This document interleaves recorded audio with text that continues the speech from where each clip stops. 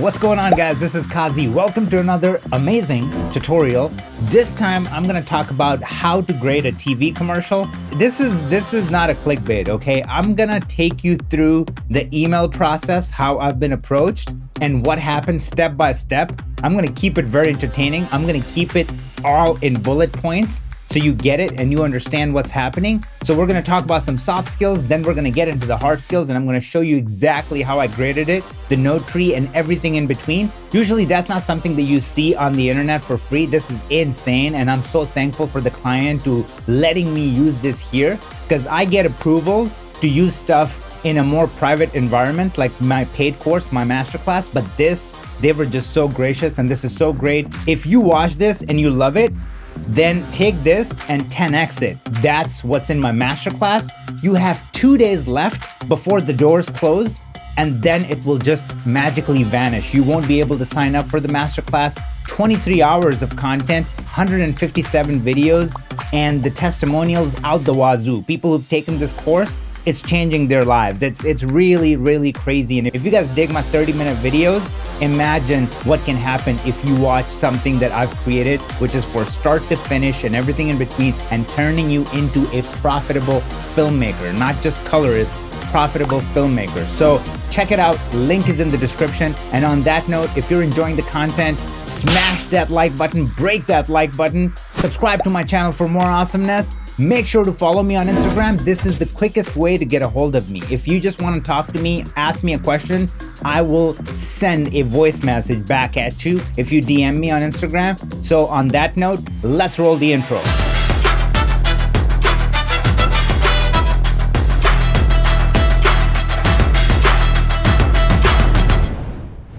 Let's start with the soft skills. Number one, how did I get this job? Let's get into it.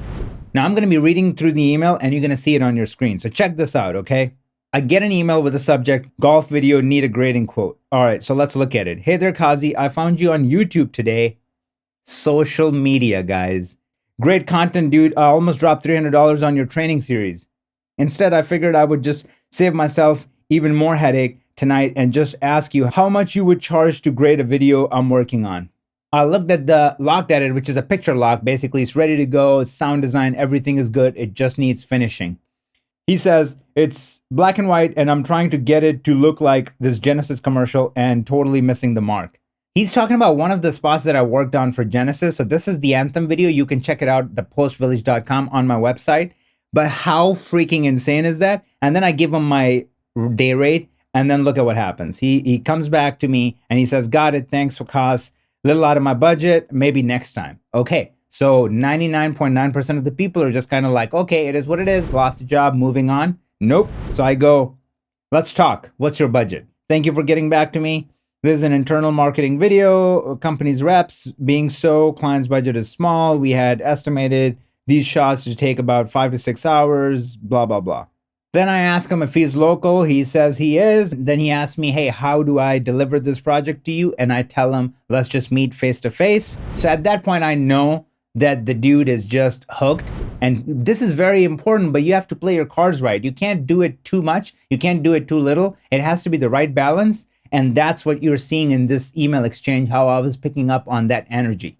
Now look at this email. So obviously the client is happy because the subject line is next project. He says, everyone loved the color work and the little touches of gold that you did. They've asked me if I could do a same to that other 30-second spot. Now this is the TV spot that he's talking about. So it started off as an internal gig that they were gonna throw on their website, branded content. And then from branded content, it converted into a freaking broadcast TV spot, okay?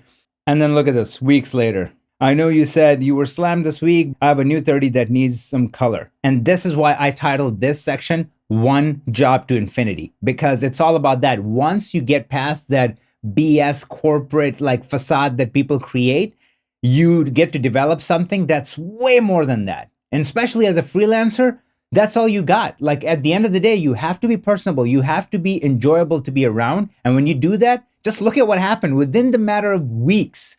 Went from a branded content to a commercial to another commercial. We're calling each other buddies. It's game over. Like now I'm this person's go-to guy. Now it's up to me. If I can handle the bandwidth, I'll take it. If I have to pass it along to like one of my soldiers, because you know I run a virtual studio, then that's what's going to happen. And it all started with an email where he said, I've discovered you on YouTube. Food for thought. Now let's just jump into the hard skills section and see how I approached it, created my node tree, how I went about it. Let's check it out. All right, so let's start off with one of the most exciting part of the jobs. Which camera was used? So they used Alexa Mini LF. That was one of the main reasons why I took the job. It's a large format camera, bigger than 35 millimeter. I think it's around 42 millimeter. And look at the movies that are shot on it. I mean, do we even have to keep looking after we see 1917? And also the amount of times people ask me to do a look from Outlander, they use the same camera. It's the best camera I've ever worked with in my entire life, period. Moving on. All right, so let's jump into the project and see what we got. In this case, this is going to be a round trip since I picked up the physical hard drive and I'm working off of that.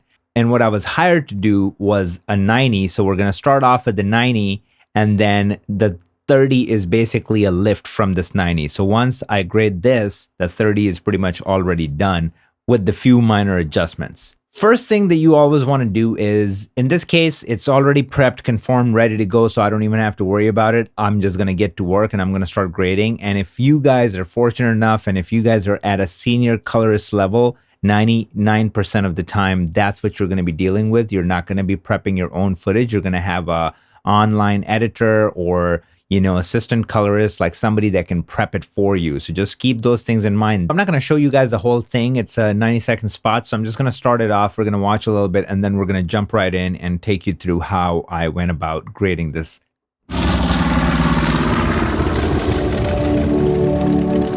Experience something a little different, a little lighter, a little smoother, and a little easier. The way it looks is phenomenal. We have all the dynamic range in the world that we need. So I'm going to jump right into my color page.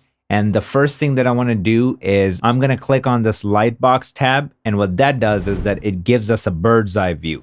So we get to see what we got here, what we're dealing with. One thing that I would say, a pro tip, is click on this little guy, this eye icon, and it's going to give you some very valuable detail. And then if you double tap on this, it can give you your clip names. It can give you which version you're working on. It can give you the codec that you're working with. So I usually leave it at that. And then depending on what I'm doing, I will switch it up if I need to. I'm going to just zoom back a little bit so we can see everything in one place. This is the entire spot. 52 shots, it's not a lot. Okay, so this is a short form. That's the beauty of working on short form. You can really go ham with your node tree and like really get in there and, and fine tune the hell out of your images, because the objective is to make it look like outside of this world. Something so beautiful, so great that at the end of it, you just want to freaking start playing golf, even if you hate golf. So now let's break it down by location/scene. So I can just look at it in this bird's eye view. That's why it's so helpful. And I can see that, hey, shot 2 through 8 is scene 1. Let's just call it scene 1. Shot 10 through 26 is my second scene, second location. Then 27 through 32 is another scene. Then 33 is its own thing. It's sun is going down. They're going to go in, have some dinner. Then 34 through 38 is another scene. 39 through 41 product shots, beauty shots. 42, 43, one scene, one location. 44, a loner. 45, 46 is one shot. 47 through 51, another shot. Now that we have our scenes broken down and we have a better idea what we're working with, the next step is to come up with an approach. How are you going to attack it? Since this is a short form, there's multiple ways you can attack this. So I took the lazy route and graded shot by shot. Since this is not a lot of shots, I'm used to grading 500 to 800 shots a day. So this is not that bad. The second approach, my recommended approach, would be how I broke down each scene for you. You will group clip those scenes. And then when you apply a grade, it applies it to a whole batch. And then you go in and make micro adjustments. All right, so now I'm going to go ahead and pick a hero shot. Hero shot is basically a shot that represents your entire scene or your entire project. So in this case, we're selling golf clubs, and this could not be a better representation of what we're working on. Plus, the client asked to separate these colors, pop them out, and make everything else black and white. So it'll be a good practice to start off with this one to see what's going to happen. And then that look DNA is going to be translated throughout this entire piece. So I'm going to start off with that. Let's just close this out.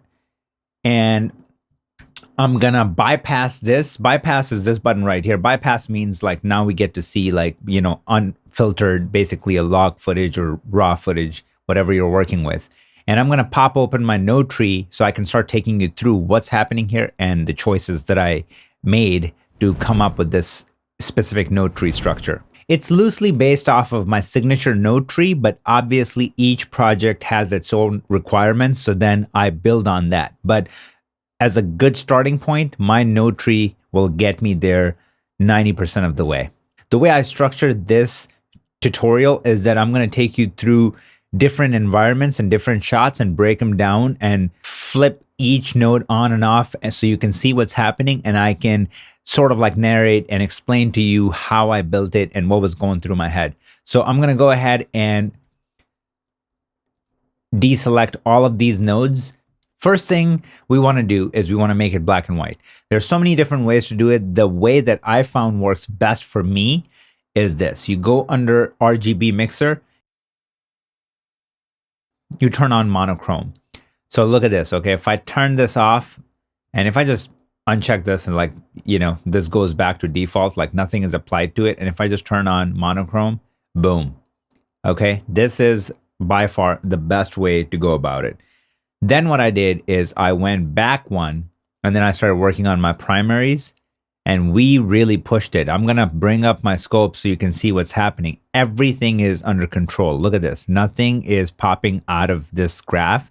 And they really, really wanted that pushed look, like that black and white James Bond, like classy look that's really pushed, but then still like we want to make sure that there's a nice roll off on the highlights and shadows and all that good stuff. So this, if you just look at it, if I just play it through, I'm going to turn off the audio, but if I play it through, I mean, we could have just turned it in like that and that could have been great. I mean, look at this. Like, I mean, if I do before and after, how far we've come just with my primaries. And then the next step was to take it a step further, right? And that's where I wanted to create a look DNA. Well, how do you create a look DNA with black and white footage? Well, just like how you would with color footage. So you're going to see what I'm doing here, okay? When I turn this on, just notice the shift. What's happening? Look at my scope right here and just look what happened, how I separated these colors. I pulled my reds down to add a little cyan in my shadows, but then I balanced them out so my black points are proper. But then if you look at my lower mids, we got that little flavor going on. Before it was just pure white, nothing else. Boom, we started creating or adding some personality into our image, and you can see it here. And just nudging it, guys. You never want to push your grades too much. That's the reason why I love working with the panel over, say, working with the mouse, because with the mouse, you can just click here and just drag it like it's a video game or whatever have you. But when you're working with the panel, there's this gentle, like little movements, like it's just so organic, and it's very important to getting that nuance, getting that taste right. And if you look at my lift, it's barely touched, like it just says -0, but it's just pulled down a bit to give me that little cyan that I was going for. Then I went into my gamma and I pulled it down a little bit too. And that's where we get to see this action happening, where my cyans are pushed in the lower mids. And then my gain, I just pushed it toward a little bit toward yellow and orange because I just kind of want to counter what I'm doing here. So I'm kind of adding the cyan and then I'm adding orange and I'm kind of going in that world, but just a hint. So when I turn it off, I'm going to make it big and turn it on and off, on. This just looks like, you know, like somebody who just dropped a black and white on it and did a contrast, you know, and called it a day. This gives it that elegance. This gives it the look DNA. I wanted to just make it something more than just a black and white monochrome grade. Then what I did is I went ahead and wanted to adjust my highlights, because if you look at this shot, even if I just go before and if you look at this shot, it's controlled, but at the same time, We're working with objects that reflect a lot of light. Plus we got this window situation going on in the back that just has floods and floods of light coming through the window.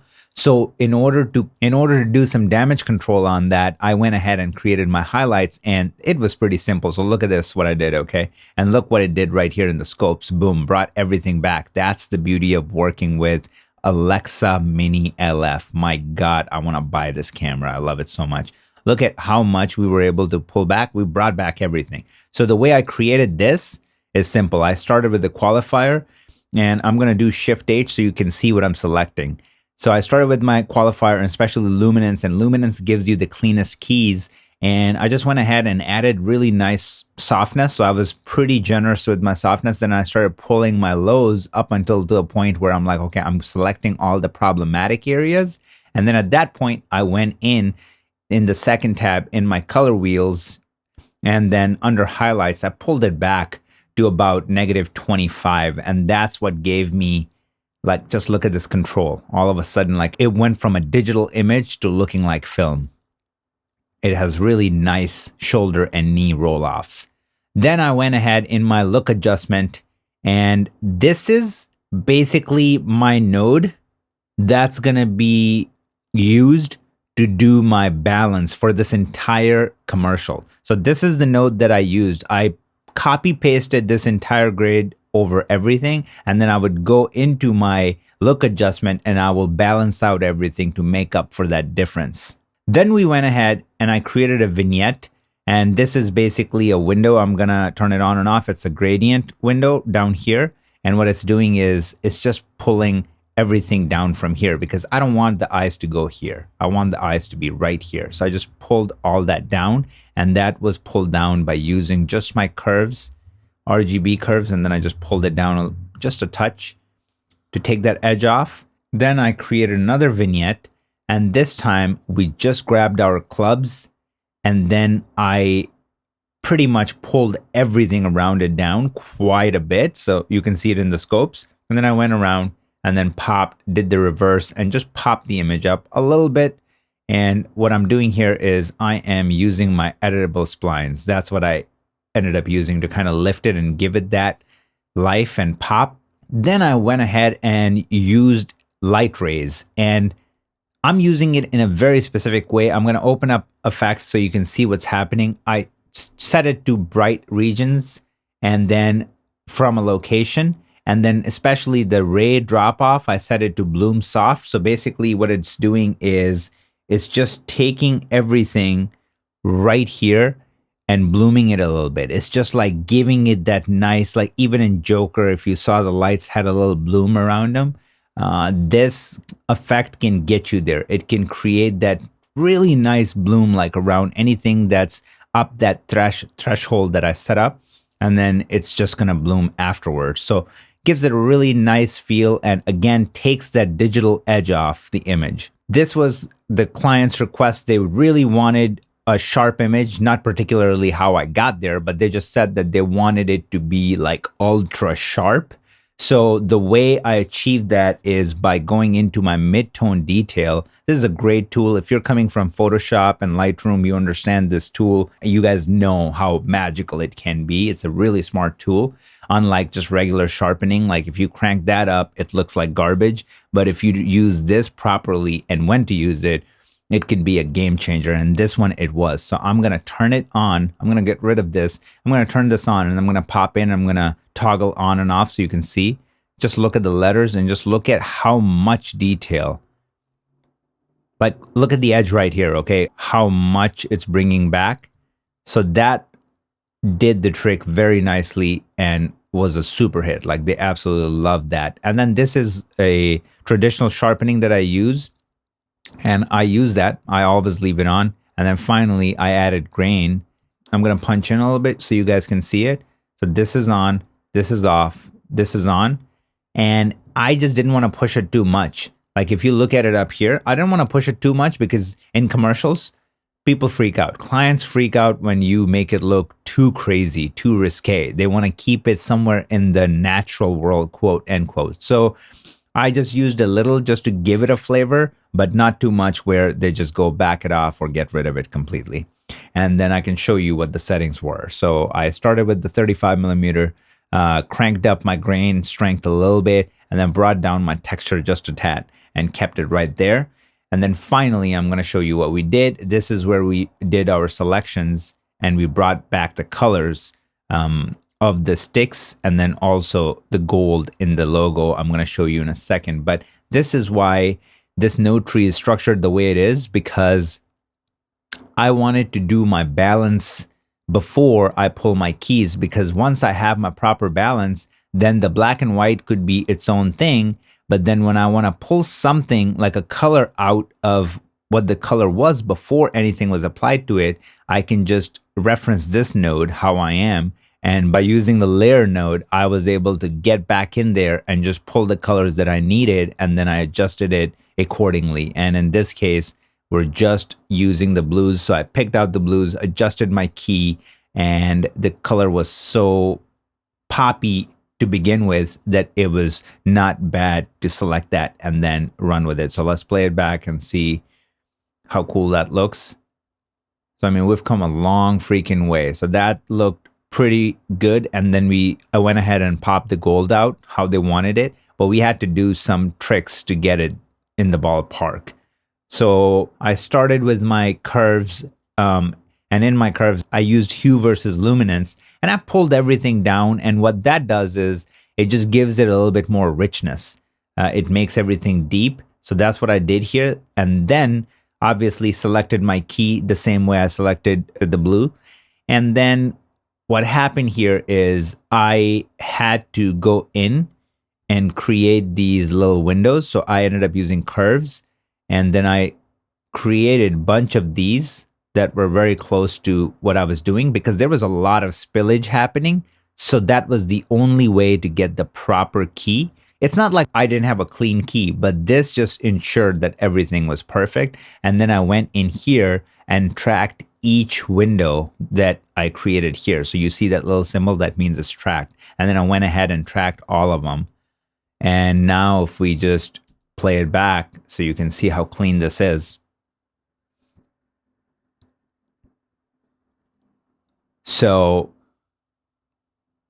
started here, ended up here, tons of cool stuff happening, bringing back those colors, all that good stuff, sharpening grain. There's so many different factors going on, pulling down like exposure down here. These are the kind of creative choices that you start to make when you are experienced. So you don't just get the job done, you get the job done to its perfection. And that's one shot breakdown. Let's go ahead and look at some other shots. So I'm going to go back into my light box mode. I'm going to get rid of this for 1 second. And I want to show you different shots. So then you really get a better picture of like the whole, get a sense of the entire thing. Let's look at this shot in particular. I'm going to go in here and turn everything off. So I'm bypassing, actually, let me just do that. So everything is unchecked. And basically, so you see exactly what I'm talking about. I brought in the entire grade, which is exactly the same as the other shot that you saw. And then we just have a fewer nodes in this one because we don't have a yellow that we're pulling back. We only are pulling back blue. So I left that in there. But let's just go ahead and see how this one worked out. So started with the black and white. So that's our first node where we do the conversion. Then I went back and gave it as much juice as possible. I'm going to right click. I'm going to bring back my scope so you guys can see what's happening. Everything is looking kosher. Everything is in the parameters. We're not going out of our way to make it look poppy. This is just all contained. And it's a mix of a bunch of different things. I'm really, really cranking this contrast. I mean, look at it right here. I'm cranking that contrast. So when I crank this contrast, it makes everything super dark. So then I use my gamma to lift it quite a bit. Like 0.07 is really high. So then I pulled that up. When I did that, it had blown out my highlights. So what I had to do is go into my gain and just dial that baby back. Like really dial that baby back to 0.77 to get into this world. But like, again, if I were to just go before and after and submit this, we're done. Like they would have been more than happy with this. But you know, that's not what I do. So I went ahead and again, applied the same look. And this time I didn't even have to do anything. It was already applied. So all these nodes are just coming through from the other grade. And then even the highlights are coming from the other grade. I did not make any adjustments. It's still set to the same thing. And like I said, the only thing that I was changing from shot to shot was the look adjustment, really, because that's where I was just making sure that everything is matching from one shot to another. So if you look at this, I brought it up and everything is in control. Like, just look at how clean everything is, and we're supposed to be with so much pop, yet we're retaining all the information. Then I went ahead and created a vignette. Even the vignette is coming from the other shot, just like how we had it. So it's just covering the bottom, so our focus could be his face and not like this white down here that we don't need to pay attention to. Then I created another one from the top, and if I were to hit Shift H, you can see it's just a very subtle one, and it's pretty, it has a really good feathering on it. So like, it's just very, very subtle.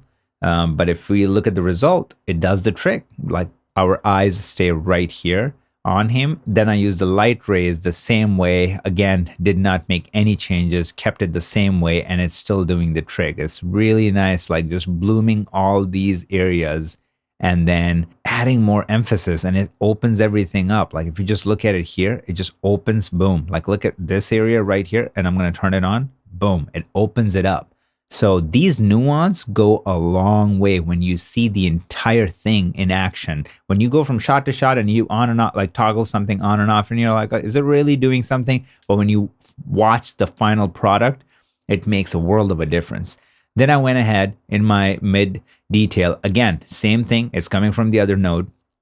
These two nodes, same thing. They're coming from the other node. So you saw most of the grade was a copy paste, and then look adjustment is the one where I made some adjustments. And then also these nodes where we're selecting keys, those are also the ones that we have to adjust shot by shot. But basically everything else really stayed the same for the most part. So then here I went in and I popped the blue out. So I just grabbed the blue and I popped the blue out, and all I had to do for this one is just create a gradient and pull it through, because this umbrella right here was picking up some blue. So I didn't want that. So I just like created a gradient, which is very gentle, and it just got rid of that. So then we can only adjust or affect this club right here. And that's what happened.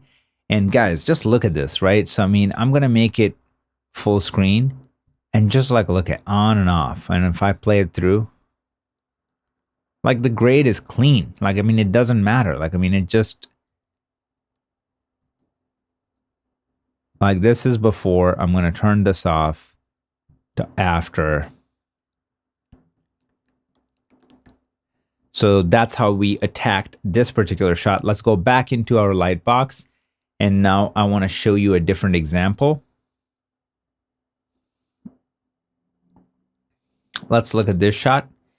And I'm gonna turn this down and let's look at it. So here's our shot.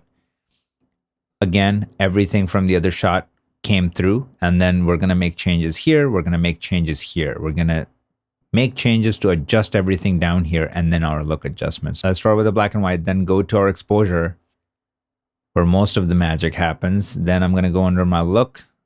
Same look, highlights, like really bring everything down, then go under look adjustment, pop it back up so it matches with the rest of the shots.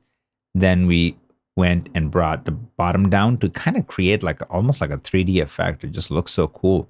And then added the bloom, and that's what blends it in. Like if you look at right here, it boom, like it just takes the edge off and blends everything right in. Then we added our sharpening, and you can just see a big difference here by using our mid-tone detail. Then we added traditional sharpening grain, and it just really started to pop everything. And then you went here, we picked out the blue, so the blue came back. And then I went ahead and I picked out the gold, and gold has been challenging throughout this piece, so I really have to like pick out the gold, create some windows, and then track them individually. But then once the work is done, they look phenomenal. And that's what happened here. So, I mean, it looks really good. And before and after. So that's this shot. Now let's move along. Now I'm going to go ahead and pick this particular shot. This one was a lot of fun to work on. And there are a few things that are going on here. So these two nodes I did not end up using. Okay, so I'm going to put them to a side so I don't turn them on by mistake. And then let's turn these off. And now let's start going through what's happening here. So, I mean, let's look at the shot. Really cool. Now let's start building it. So I went ahead, started with the black and white. Then I did my exposure and just look at the difference. I mean, boom, right there. Just with this, like, it's crazy how much, like when I say I do most of my heavy lifting in my exposure, I'm not playing around, or in my primaries, I'm not playing around. Like, I mean, this is done. Submit it, move on to the next project. Then I went ahead and created a look again that just came through from the other nodes. Highlights stayed the same. Look adjustment just to bring it up a little bit, not too much. Then I added the light rays to give us that bloom back and everything. And then I actually went ahead and added glow. And that was really cool. That was a really, really good use of this effect, because just look at how everything just became angelic, and it has that nice feel compared to like just pure black. Yet I'm still keeping my blacks really close to the bottom, like where they're pure blacks. But I just felt like it really did the trick. And then I'm going to turn on my finishing nodes. And if we just look at it, I mean, like, come on and off. So I was super, super proud, very happy how that turned out. And the image again was so clean that I didn't even end up using noise reduction, even for this one. So I just kept it as is. It looks so clean. Going back, I want to talk about this particular one because that's different than our male clubs. This is for females. So we had an additional variable, additional color, and I can tell you how I attacked that. So majority of it stayed the same. And then some differences, let's just go through these because the rest stays the same. So I don't even have to turn those on and off. So this was like my initial grade that we created. And let me take everything off and play it through so you guys can see what we were working with. And now let me turn this on and play it through. So, I mean, super 3D looking, really cool. Everything is in control. If you look at the scopes, I mean, it's just really holding everything. This one, I ended up using noise reduction, and that's why it's kind of taking its time, because I really wanted to just clean it up before I added grain. And it did that. It just made it like so freaking nice and juicy. I mean, again, guys, on the product shot, you're going to take your time because that's the whole thing. That's the bread and butter. That's why you're hired on this job, to like make that look good. So then I started right here. First of all, popping my blues. So my blues came in, they're looking tight. They were easy to work with. I didn't have to create any windows. Looks amazing. Moving on. Job well done, blue. So blue looked great. Then I went ahead and had to window out again my gold because it just wasn't having it. It would always have like some spillage. And to counter that, you have to kind of control it by doing this. And it's still clean. I mean, there's no chatter or anything like that. It's super, super clean. So that's how we pulled that out. And then at the end is where I created another color selection to pull out this pink. But this one was kind of tricky too. So what I ended up doing is this. I ended up creating this one window, which was this awkward looking window, because I was getting a lot of spillage right here. Like I would get spillage right here. So to get rid of that, or I would get spillage right here from that pink. So with this window, it controlled that. And then I went under my tracking. And if you guys have used Resolve's tracking, it's just a piece of cake. So then I went ahead and tracked it, and that just did the trick. Boom, it just latched on. So that's what happened on this particular shot. At this point, I was very confident. I had a good grasp. I just know what's happening. It's looking great. I'm really freaking stoked. I want to take you guys through this shot too. It's a pretty specialty shot. It's like really, really cool. And what I want to do is, right now I'm in my bypass mode. So I'm going to turn these two off. I'm going to turn this one off too, but then the rest is basically the same. Again, like when something is shot really well, you don't have to do much. And in this case, the way I had my no tree structure set up, I was just adjusting my balance to just bring everything in the ballpark so it matches. And then it was just down to certain nodes where we wanted to adjust the qualifiers or add another window or things like that. So in this particular one, again, I have the bottom window that stayed the same, but like really, really effective in this shot. If you look at it, like boom, like my eyes are just gone from here to here already. And then here is where the magic happened. Like I created another window, and in this case, it's a circular window, and it's a pretty large one with a really big feathering on it, 23.08 feathering on it. And that just brings everything back. Like, look, it's gone. We lost all the information. We brought it back. We can even see the mountain now, like the top of it. Everything came back. And so this one was tracked, and it just like latches on up top, and it doesn't spill down onto our actors. So everything worked out beautifully. I pulled everything down how I usually do with my windows. So I would go under my curves and I would just like drag them down around the middle most of the time. And that did the trick here. And then I went ahead and I selected this right here. So we just brought this back. So if I do before and after, so we just brought that back, a little guy right there. And that's the noticeable one. So I just brought that back, and they were really happy with that. So started here, ended up here. And then even like the glow works really well in this shot. Again, just look at it, okay? Keep an eye on that top of the mountain, and like, boom, like how it just blends it in. It just wraps the entire shot around. Even if you look at this to that, like right here, before, after, wraps it around. So it's just a really nice effect, and how I have it adjusted here. It's one of the main ingredients of the look DNA in this particular project. And then the rest stayed the same.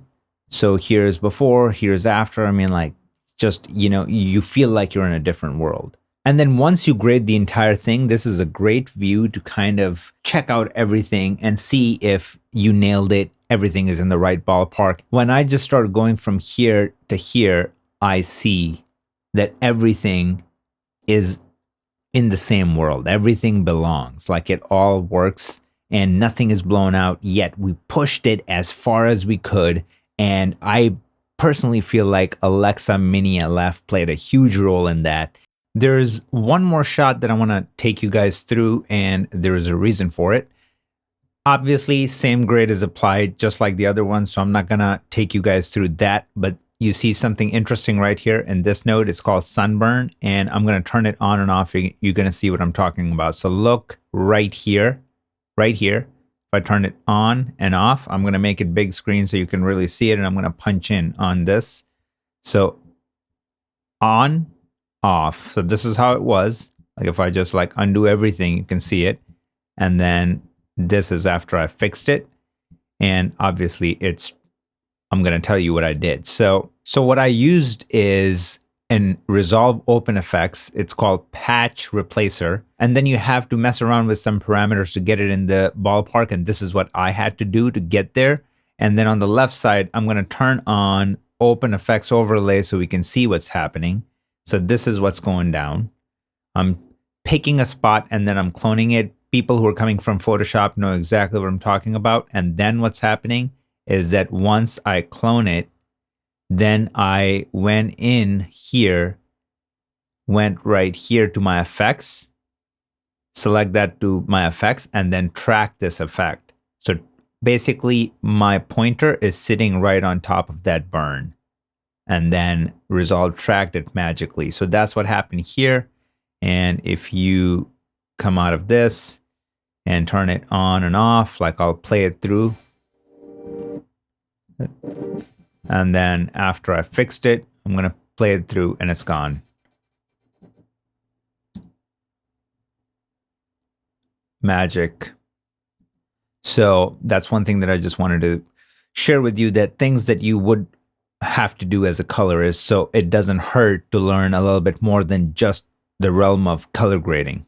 And then one actually shot that I want to show you, and that was a request afterwards. When they got it, they loved it. They loved it so much that they asked if I can do this one thing. And it was an unusual request, but I was like, why not? So let's watch this shot. It's pretty cool. So before we had it, it's black and white. It's all great. And then what happened is that they were just like, hey, this looks really cool, but you know, now we're kind of spoiled because you're just throwing all this cool like color pops in there. Can you do something with that? So I went ahead and I tried to pull this fire out, and that was really cool. So I'm going to do a couple of things. I'm going to turn this highlights off. I'm going to go in here. And what I ended up doing is I went in there and I selected that specific area, and then I created a window. So if there's any spillage, we don't see it. And then at that point, if I just scroll forward and you see, it created a really nice matte. Like, look at how clean this is. Like, this just looks way better than I expected. And I pushed the blur radius, and that was the sauce here. Okay, really play with the blur radius if your keys are not giving you what you're looking for. And then remember our highlights node that we created? It's always been there. And then that node was already there, and look what it did. It just brought back the juice, because if I just go here, pop up my scopes, look at how everything is. Boom, we lost all this information. And then the node that was already created has already been sitting there for this entire project. Look what it did. So initially, when I was working on the shot, this node was already on. So I just had to focus on this, and boom, once it was in the ballpark, I was good to go. And then one thing that I did here is I went into my log wheels, and I just grabbed my highlights and I just gave it a little bit more juice. I took it toward that fire color to like really, really accentuate it even more. And if we just watch it through, it looks super, super clean. And it was one of their favorite shots. I mean, when they asked me for it, I was kind of rolling my eyes. I'm like, man, come on. But then I did it and I'm like, you know what? It doesn't look bad. It's actually pretty cool. And there you have it. Let's check out the final version in full screen.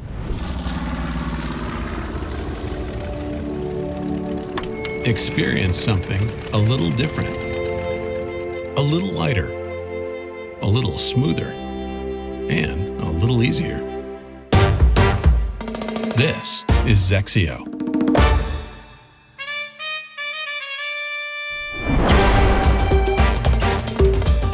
Our lightweight golf clubs are exclusively for moderate swing speed golfers. You can sense this lightness the moment you hold a Zexio club in your hands. And that lightweight design helps you swing faster for more distance.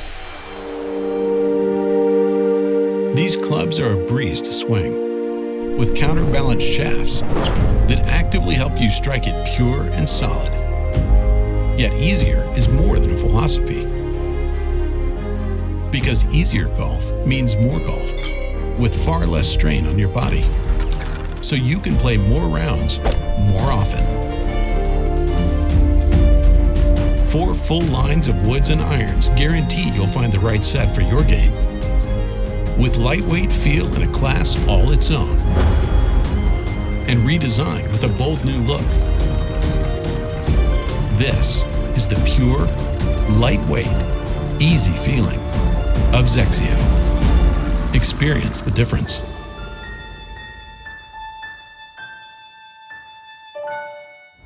I hope you guys loved it as much as I had fun putting this together. This is completely different than what we've put out on this channel. Let me know if this is something that you want to see regularly. Drop a comment below. And guys, 2 days left to sign up for the masterclass. Again, if you thought this was cool, in my masterclass, I have real world projects that I got approval on, and you get to download those as course materials, and then you follow along. And these are all infinity, one job to infinity clients. Okay, so you guys, 2 days left.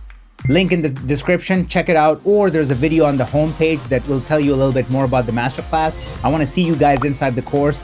And on that note, hit a thumbs up, subscribe to my channel for more awesomeness, share this with friends. I will see you in the next video.